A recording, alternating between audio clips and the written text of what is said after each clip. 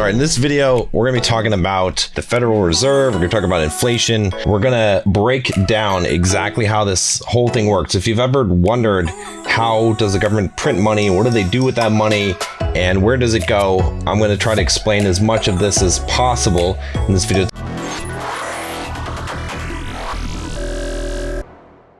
If you guys are just joining me for the first time, I am John from BulldogMindset.com. On this channel, I teach you how to be a man. I teach you how to build financial independence, how to get the physique you want, how to get the girls you want, and how to go from the victim mindset to the Bulldog mindset. And if you haven't already, click that subscribe button so you can join us. Also, click the card up here to take the Bulldog quiz so you can find out what your Bulldog score is. The like is always appreciated so that we can get more views on these videos and people can learn about monetary policy. It's exciting stuff here. Okay, so here's what we're gonna do. We're gonna look at an email I got here from a coaching client of mine. By the way, if you want to become a coaching client of mine, too bad. No, just kidding. I might have a couple of slots. There'll be a link down below as well. You can check that out. All right, so he says here, wondering what your thoughts are on this. The main argument is that inflation hasn't increased because the increase in money supply has been offset by the massive increases in reserves being held at the depository institutions, i.e. not circulating. Here's a chart for that. Okay, so we're gonna look at two things. We're gonna look at this article. All right, I'm not gonna go through the whole thing, but you can take a look. And then we'll look at a couple of charts here, not just this chart. All right, so I can explain this. So I've got another video, I think it probably came out before this, talking about the M1 money stock. And that was kind of simplified. That was just saying, hey, if you increase the money supply, you're going to increase inflation. It's going to happen, all right? But it didn't take into account this Rube Goldberg machine, like I said, that's going on here, where certain people think they're so smart that they can outsmart like the basic laws of supply and demand. It's so funny. It's so funny that you can think that you could print money, double the money supply, and not half its value. You will have the value. You may delay the effect, but it will happen. Okay, so also a little bit of context here. This is from a coaching client of mine. When I was talking about this, I was talking about potentially buying gold and how inflation is a big thing to be worried about. So he came back with this, which is good, because that means, I want you guys to be thinking about things that I tell you, not just taking my word for it as gospel. So we're gonna look at this. Let me see this article here. Okay, I've read through the article and I did a little bit of research here just to be a little bit more informed of what I'm saying. So essentially the article says this, right? You have a lot of money that's being printed, right? In fact, let's look at the money that's been printed, okay? So their argument in this article, okay, they're saying, okay, here's the money stock, right? You've seen this, I probably showed you this before, okay? Before the pandemic, we had $4 trillion in circulation, or let's say not in circulation, that the stock of money, supply. This is $4 trillion, okay, that exist. And then now we have 8.8 trillion. Actually, by the time you're watching this video, because that was February 1st, it's actually, by the time March 1st rolls around, this number is going to be higher. All right. So my argument was like, look, you print all this money, you're going to have massive inflation. But then people are like, well, consumer price index isn't going up. So I guess we escaped the inflation. That's interesting. Okay, so what they're saying is the reason why you don't see massive inflation here is because you have, actually, where is it here? Okay, this is the total reserves of depository institutions. Okay, so what they're saying here is that basically the federal policy changed from a corridor policy to a floor policy. You don't really need to understand exactly what that is, but it essentially means that, when the Federal Reserve sets its rates, right, the Federal Reserve has this target rate, okay, Federal Reserve rate. What that rate is that's the rate that they want banks to charge each other for borrowing money, like the overnight lending rate. You've probably heard this before. What does that mean? It means this. So basically, okay, if you're a bank, all right, you have to have a certain amount of money on hand, okay, to meet your depository requirements. What does that mean? That means, look, if you got people that put money in the bank, you got to have a certain amount of their money that you can give them if they want to withdraw it. That keeps the solvency of banks, because if there's a run on banks and people are like, hey, I want my money, you got to be able to give them their money. Okay, you got to have that on hand. Now, it's kind of crazy. Most of you probably don't realize this, but your bank doesn't have all the money. It might not even have all the money in your account if you got a big account. No, it probably has at least that much, but it doesn't have all the money from all the accounts on hand. If everyone to withdraw their money from the bank, sorry, no bueno. No, we don't have that. We don't have that money. Okay. That's why, sometimes banks are like, hey, yeah, what do you need? You need that. That's a pretty big withdrawal. You really want all that money? How about if we give it to you, over 3 days or something like that? I don't know if you ever tried to withdraw a huge amount of money and buy a bunch of cocaine and go to Mexico. I don't know. I've never done that, but hookers, cocaine, that kind of thing. I need $100,000 in 20s. Okay, and I need it now. So they're not going to give you that. All right. So anyway, I sidetracked. But the point is this, is that the banks, in order to stay solvent, they have to have a certain amount of reserves, right? And the Federal Reserve actually determines that amount. They say, hey, you got to store some money with us, with the central bank. You got to have this much money that's on hand. So you can't touch that. All right. And then what happens is, over time, some days someone makes big deposits or someone makes big withdrawals. So the amount that they have in relation to the reserve changes. And so they have to borrow that money from other banks. Okay. In order to, one bank, they need more money and another bank has extra money. Okay. So banks are trying to optimize this because they don't want to hold more money than they need. Why? Because they're not getting paid for that money. Except that they are now, which we're going to get to in a second. But in the past, they weren't paid for that money. So they're like, okay, we're going to lend this money to another bank so we can just meet our reserve requirements. Okay. Now, these are some of the tools that the Federal Reserve has, right? They can basically change the reserve requirements to make it more or less, that can expand or contract the money supply, right? If you need more reserves, that means there's less money in circulation. Therefore, that's kind of deflationary, right? There's less money in circulation, all right? It doesn't really matter how much money there is. It matters how much is in circulation, all right? Now, they can also decrease the reserves, okay? Which means banks lend your money out, okay? And the other things they can do is increase the money supply, which makes it so money is worth less. And so the interest rates fall. And so that's how they can get banks to get to the Federal Reserve rate, their target rate, because if there's more money available, then it's less scarce. And so it's not as profitable to lend that money out or at a higher rate. So it can be lent at a lower and lower rate. Okay. It's basically like, take my money. All right. So, all right, I know that's a little complicated, but we're going to get into more complicated stuff. Okay. So anyway, the point of this article, okay, was basically to say, what are they saying here? They're saying that, look, okay, you can have this big money supply. All right. You can print all this money. It doesn't matter. But here's the thing. You print all this money. All right. But if the banks are holding on to all this money, this is the total reserves of depository institutions. Okay. And then that money's not in circulation. Therefore, it's not creating true inflation. It's not affecting the consumer price indexes. Okay. Makes sense here, right? So we can do the math on this if you want to. Let's just move this chart down to like, I don't know, let's go 2005. Okay. And let's look at this M1 money supply chart. And let's look at 2005 on as well. Okay. Now, a little hard to see here, but you can kind of see, where this spike jumped up. Okay. And then you can see on this one also same type of thing, more money. So more money was printed, but a lot more money was put into the reserves. Okay. So it's being held. So it's not in circulation. Okay. So if we look at the numbers here, right? So let's look at February 2020. Okay. There's $1.7 trillion, okay, that were held in reserve. So we look at, let's just put this down here, okay? Let's take a look here and let's say, okay, in February, okay, 2020, what we want to know is how much money was, let's look at the supply, okay? February 2020, all right, there was $4 trillion, we'll say, okay? We're just gonna use some rough numbers, okay? 4 trillion. Okay, in total, like let's say stock. All right. Now, at the same time, okay, February 2020, there was 1.7 trillion that was being held. Okay, that was deposited. So 1.7 trillion. Okay. Held in reserve. Okay, so what's left? Okay, math genius there. 2.3 trillion in circulation. Now, there's more to this. Okay, you might be wondering, well, how does the federal government add more money? Do they just print money? No, they don't actually just print money. Okay, it doesn't quite work like that. There's not a bunch of bills floating around. I'll get to it in a second. So keep watching the video. You'll see what I'm saying. All right. So now we look at January 2021. Okay, we're gonna look at the stock for January 2021. All right, we'll say January 18th. Okay, 6.6 trillion.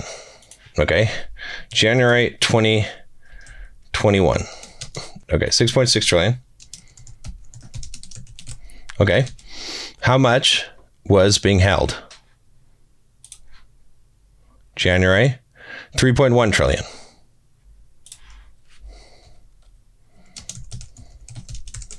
Okay, so do the math on this one. I'm going to pull out the calculator. 6.6 minus 3.1, 3.5. Okay, so 3.5 trillion in circulation. So there's a big increase here. You can see this, right? In a very short amount of time, even though a bunch is still being held, there's still a big increase. There's still a bunch more in circulation. All right. Now, what's happened? Okay. You might say, well, why aren't the consumer prices up? I'll tell you why. Okay. Because of the Rube Goldberg machine. All right. What happens? How does the government print money? Okay. How do they print money? Do you know how they print money? They don't just print money. Okay. And it's not the government. It's the Federal Reserve. Okay. What the Federal Reserve does is they buy assets. Maybe you heard about them buying assets. So what does that mean? That means they go to banks. Okay. In fact, this happened in, was it 2008? 2010, the financial crisis here. They said, hey, I got a good way for we can save the banks. The reason why banks are failing or they're becoming insolvent is because they have toxic assets. They have bad assets. Okay. So what they said was, okay, if we buy these assets from the bank, all right, now what are we buying them with? With magic money. The Federal Reserve says, here's some money. I just made some money. I'm going to buy your assets. So that's interesting. So let's think about this. I just want you to understand what's actually happening here. Okay.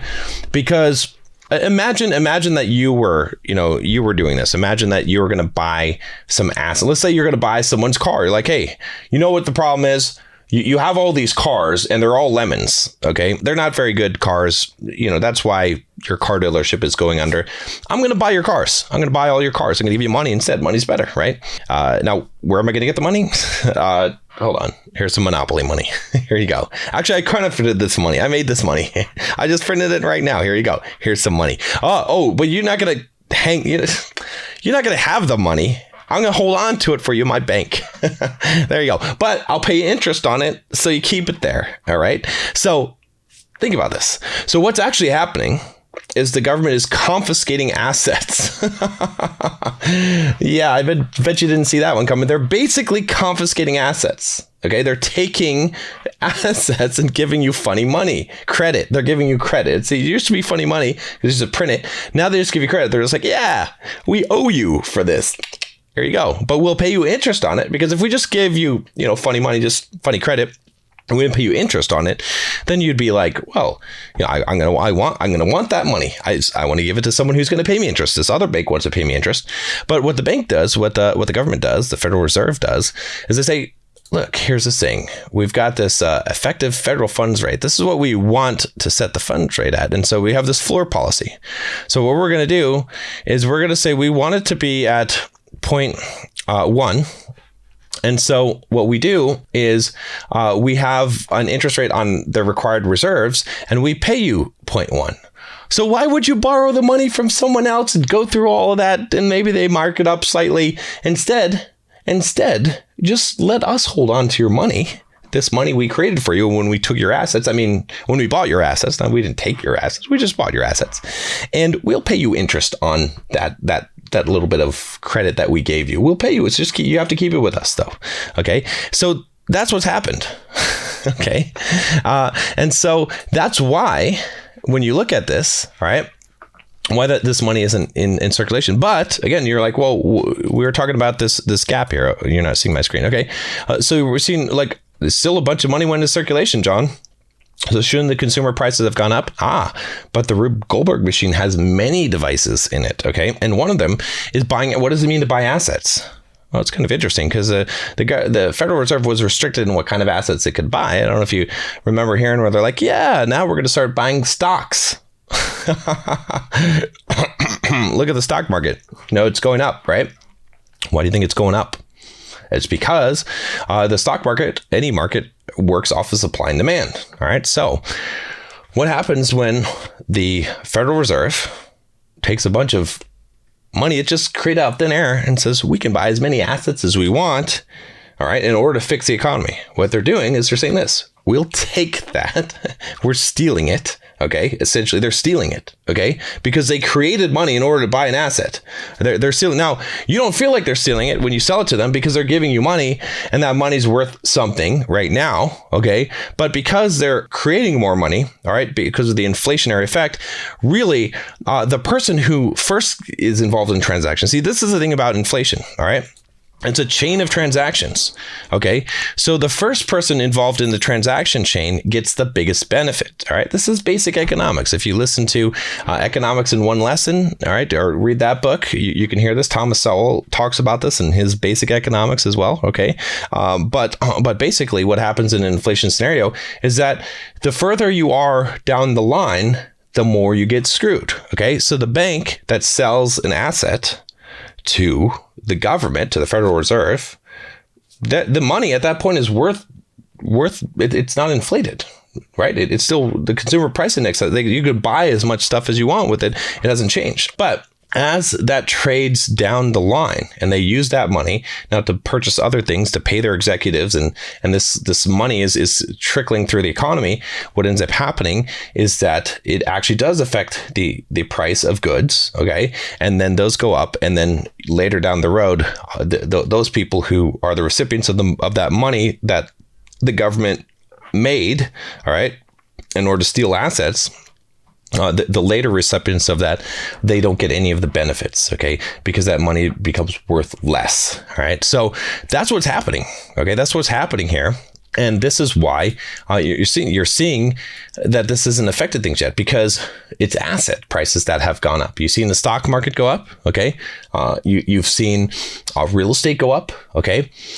Bonds, right? So the government is buying, the Federal Reserve is buying up these things, okay? And then they're taking that money and they're putting it in reserve. Okay. It's being held here. Okay. And so it's not going into circulation. Not all of it. Some of it's going to circulation, but not all of it's going to circulation. Okay.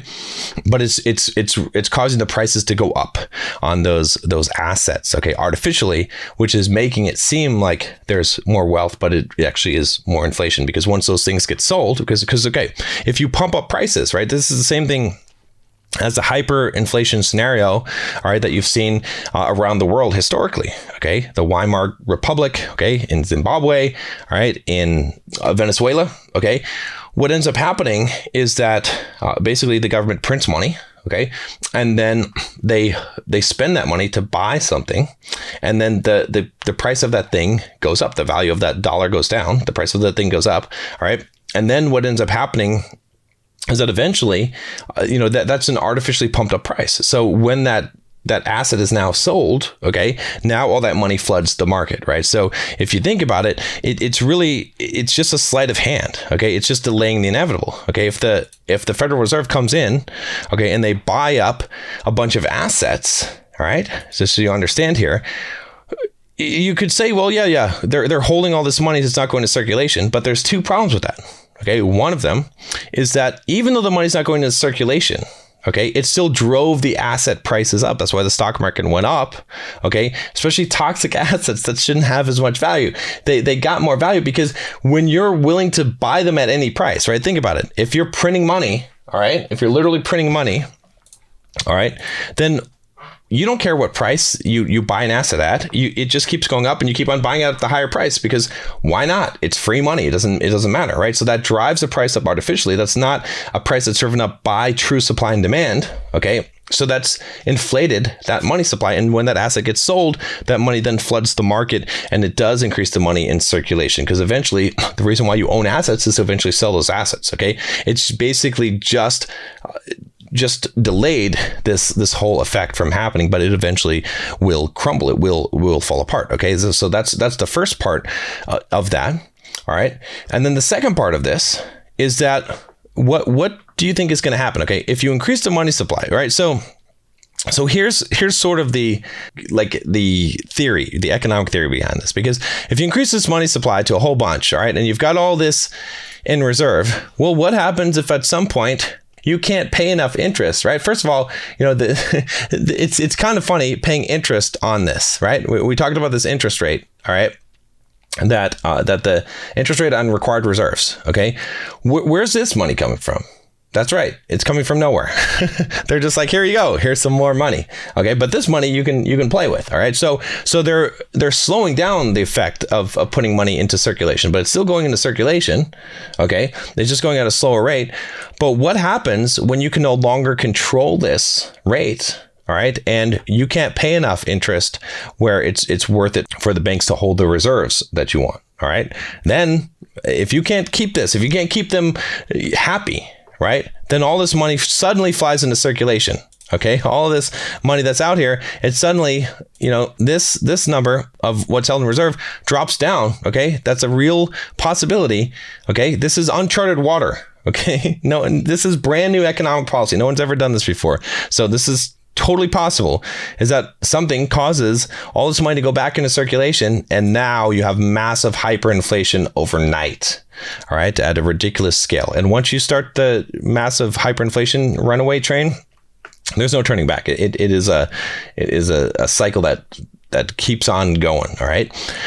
So the other problem with this too is again, like I said, what the government plans to do, what the Federal Reserve plans to do in order to fix this problem, right? Because they basically buy assets, right, or steal assets is what I call it. They buy assets in order to increase the money supply, right? By which again, they're not trying to increase the money supply to get more in circulation. They're holding on inflation. It's like trying to get a get out of jail free card, right? So they're increasing money supply, but they're holding it in the reserve, so it's not going to circulation. They're just paying interest on that. Okay, we already talked about the problems with paying interest on that magic interest, right?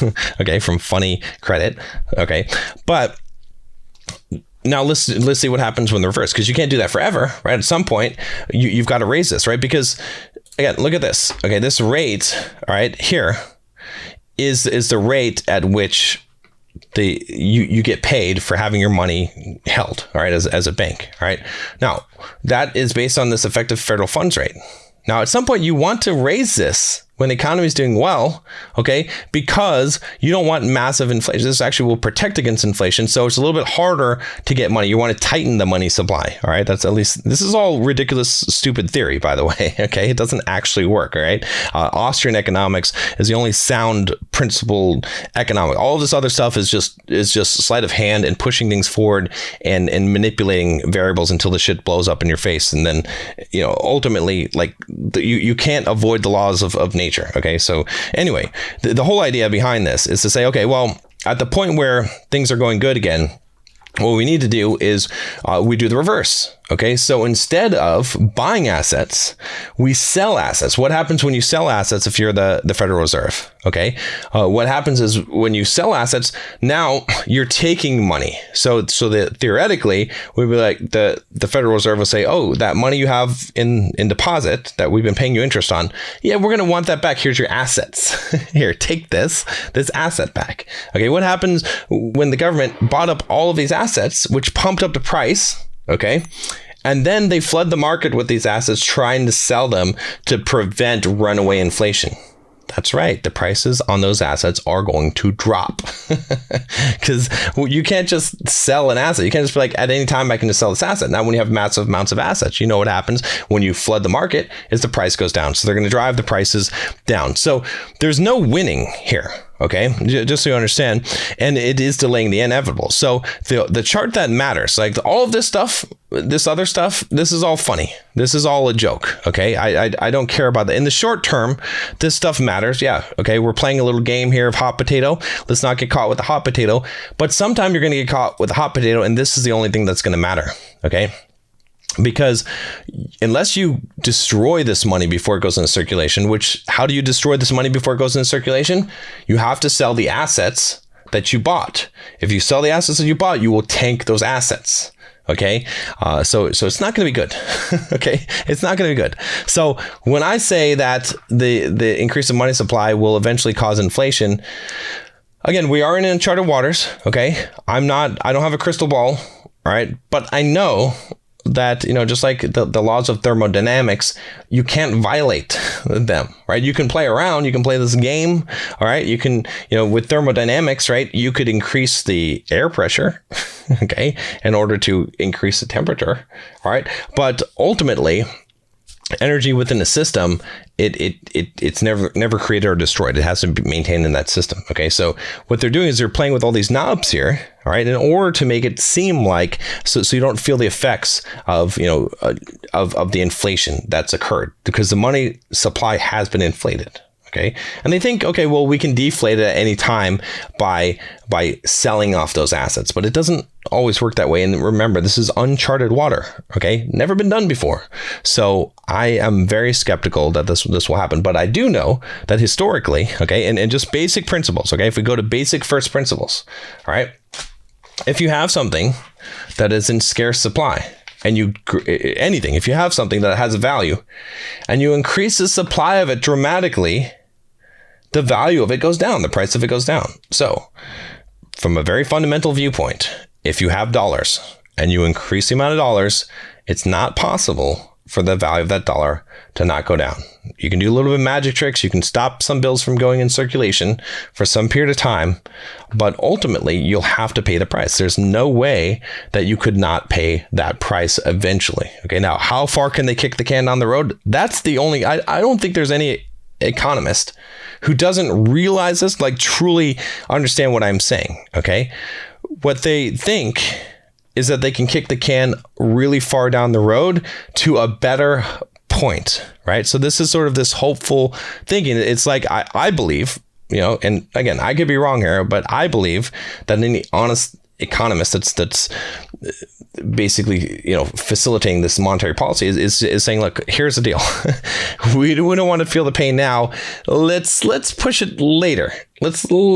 Okay, maybe there'll be some time when the GDP is growing, when everything is booming, and then we can afford to take these hits and we'll be okay, and we can pay the price and it won't hurt so much. If we take the hurt now, we'll just collapse. So instead of accepting the hurt now, we'll push it down the road. That's basically how it works. So guys, if you want more insights like this, if you want to know how to actually protect yourself and to build your own financial empire, click the link down below, join the Bulldog Mindset membership. In there, I talk about how to invest in real estate. Okay, that's the best hedge against inflation. I've got some gold over here.